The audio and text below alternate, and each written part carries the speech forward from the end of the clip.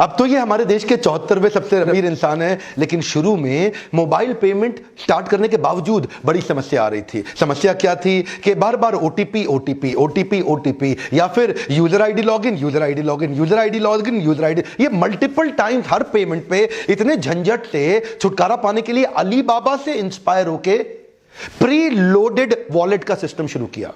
एक बार वॉलेट में पैसा डाल दो, अब आराम से जिसको मर्जी पे करते रहो, ना तो यूजर आईडी पासवर्ड आपको बार बार झंझट करना और ओटीपी का गेम खत्म। अब देखिए, पेटीएम अपने कस्टमर से तो चार्ज करता नहीं, तो कमाता कहां से, ये बड़ा प्रश्न है। पेटीएम कमाता कहां से है? देखिए, एक तो पेटीएम कमाता है पेटीएम फॉर बिजनेस से। अगर आपकी ट्रांजैक्शंस का वॉल्यूम बहुत बड़ा है तो 1.5% उस पर चार्ज कर लेगा सेलर से, 1.5% विच इज इंक्लूडिंग जीएसटी। मैं भी देता हूं, मेरे भी जो कस्टमर्स हैं जो बाउंस बैक में आते हैं, लीडरशिप फनल में आते हैं, वो मुझे पे करते हैं और पेटीएम के थ्रू पे करते हैं, तो मैं 1.5% पेटीएम को देता हूं विच इज इंक्लूडिंग जीएसटी। एक तो ये पेमेंट का तरीका हो गया। दूसरा, 30 करोड़ यूजर जो पेटीएम के प्लेटफॉर्म पे हैं, उनको एडवर्टाइजर्स की एडवर्टाइजिंग दिखाता है, तो जो एडवर्टाइजर आता है वो भी पेटीएम को पे करेगा, क्योंकि आप उसकी एड देख रहे हैं ना, तो उससे या तो वो एनुअल सब्सक्रिप्शन ले लेगा या मंथली पे पर क्लिक वगैरह सिस्टम से उनको पे कर देगा। तीसरा, जो आप मोबाइल वॉलेट के अंदर पैसा बड़ा डाल के रखते हैं ना, उस पे ये उसकी एफडी करा के उस पे इंटरेस्ट भी कमा लेता है। जैसे अगर पेटीएम के पास 100 करोड़ रुपया आप सबका मोबाइल वॉलेट का पड़ा है, तो उस पे भी ये पैसा कमाता है, इंटरेस्ट की कमाई हो गई।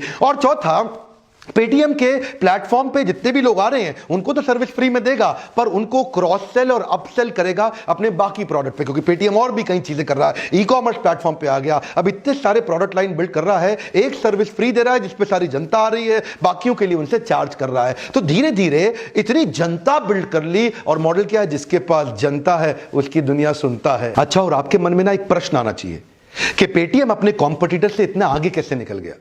देखिए, पेटीएम सबसे पहले ऑनलाइन मॉडल को ऑफलाइन मॉडल में लेके आया। इसको जरा समझिए। पेटीएम के जो मर्चेंट्स हैं, जो लोग आप जाते हैं ना, सब्जी वाला, ठेले वाला, मोची है, नाई है, या कोई भी ऑटो वाला, रिक्शा वाला, इतना छोटा छोटा वेंडर का आप पेमेंट करना चाहते हैं, तो उसके पास ऑनलाइन ट्रांजैक्शन की कोई सुविधा नहीं है, कई बार उसके पास बैंक अकाउंट भी नहीं है। तो क्या किया जाए, पेटीएम वॉलेट से कोई भी अगर रिक्शे वाला भी है, सब्जी वाला, ठेले वाला भी है, तो वो बिना बैंक अकाउंट के पेटीएम से जुड़ सकता है, बिना बैंक अकाउंट के पेटीएम से पैसा ले सकता है, बिना बैंक अकाउंट के पेटीएम से खर्चा भी कर सकता है। अब देखिए क्या है, क्योंकि फिजिकल इंफ्रास्ट्रक्चर नीचे गरीब तबके तक बिल्ड नहीं किया जा सकता था, तो इसीलिए इसने ये कमाल का मॉडल बिल्ड किया। अंडर सर्व्ड और अनसर्व्ड जो सोसाइटी है, अंडर डेवलप्ड और अनडेवलप्ड जो सोसाइटी है देश की, उस सोसाइटी को जोड़ जोड़ के अचानक इतने बड़े हुए हैं, $16 बिलियन पे, $100 बिलियन पे जाने का सपना रखते हैं। विजय शेखर शर्मा ने एक सुंदर सी शादी करा दी है। शादी किसकी हुई मालूम है आपको? बुलाया नहीं शादी में,